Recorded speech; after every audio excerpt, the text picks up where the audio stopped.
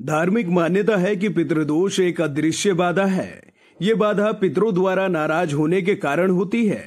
पितरों के रूठने के बहुत से कारण हो सकते हैं, जैसे उनके प्रति आपका आचरण, किसी परिजन द्वारा की गई गलती या फिर श्राद्ध न करने से भी यह दोष हो सकता है। कहा जाता है कि मृत आत्माएं अपने परिवार से कोई प्यार स्नेह न मिलता देख श्राप दे देती हैं, जिस कारण उन्हें पितृदोष लग जाता है।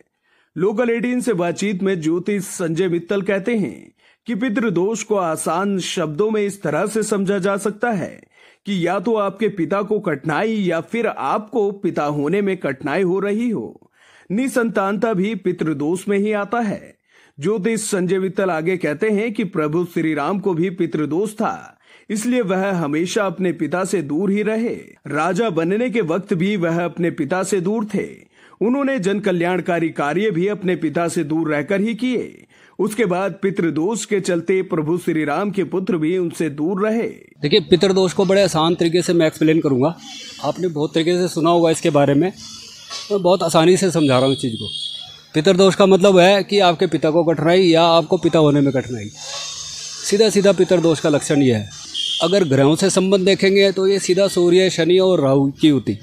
अगर सूर्य और शनि एक साथ हैं या एक दिशा में हैं, ऐसी सूर्य राहु एक साथ हैं या एक दिशा में बैठे हुए हैं, राहु की दृष्टि सूर्य के ऊपर पड़ रही है, तो पितृदोष माना जाता है। अब पितृदोष का एग्जाम्पल आपको दूंगा, रामचंद्र जी हैं, पितृदोष से पीड़ित रहे, क्योंकि जब तक पिता के साथ रहे राजा नहीं बन पाए। खुद भी पिता होने में कठिनाइयाँ रही उनको। लव कुश का जन्म से उन्होंने त्याग दिया है ना, पिता से दूर रहे लव कुश भी, वो खुद भी पिता से दूर रहे।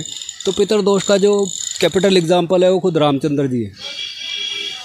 पितृदोष का असर रामचंद्र जी के ऊपर रहा, तो पिता से दूर रहकर उन्होंने तरक्की करी। अपने पुत्रों के पास भी नहीं रह पाए, वो भी उनसे दूर रहे। उनको पिता होने में भी कठिनाई रही और उनके पिता को भी कठिनाई रही।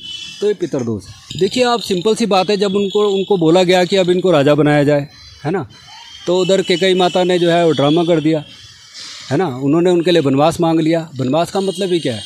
मतलब पिता के रहते, पिता के जीते जी वो राजा बन ही नहीं पाए। ये पितृदोष ही तो हुआ। पिता से दूर रहकर उन्होंने तरक्की करी। जो उन्होंने लंका को जीता, रावण को मारा, वो पिता से दूर जा कर के उन्होंने करा। उससे पहले गुरुकुल में रहे, वो पिता से दूर रहे, विद्यार्थी बने, तब जा कर के उन्होंने ज्ञान अर्जित करा पिता से दूर रहकर। पिता से दूर रहकर ही जन कल्याण उन्होंने करा। ये पितृदोष का साक्षात प्रमाण है। अब उनके बच्चों को देखो आप, जब वो गर्भवती थी माता, सीता माता, तो उन्होंने उनको त्याग दिया।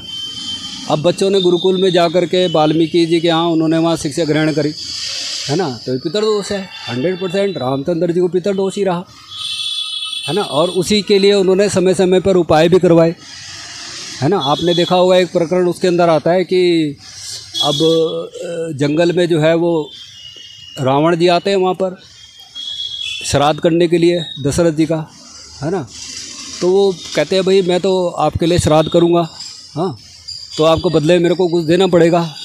अब उनकी नज़र में तो सीता थी। अब वो कहने लगे मैं तो वनवासी हूँ, मेरे पास तो राजपाट भी नहीं है ना, मेरे पास तो सिर्फ ये घड़ा है। उन्होंने घड़ा पकड़ा दिया उनको, है ना। तो वो घड़े से उनको संतुष्ट होना पड़ा।